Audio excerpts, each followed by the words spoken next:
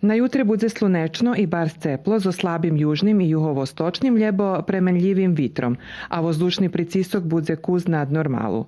Minimalni temperaturi od 16 po 18, a maksimalni od 35 po 37 stupnji. Na sredu bude slunečno i išće ceplejše z ostropskima horučavami u šitskih časoh žemi.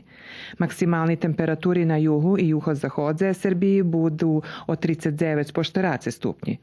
Na štvartok temperaturi budu kuz niši, ali i dalje bude bar ceplo.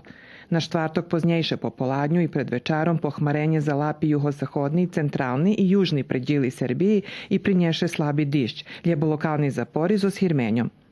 Na pjatok možljive zjavenje slaboho dižđu, ljebo lokalnih zaporoh zo s hirmenjom, ali budu i slunečni intervali. Na sobotu bude z najvekšej časti slunečno, a na njedzelju še zo zahodu postupno pohmari i u vekšini častoh žemi okrem na siveru z času na čas bude pada zdišć. U periodze od pijatku po njedzelju bude niša temperatura i prijemnjejše, zo s maksimalnima temperaturami kolo 30 stupnji.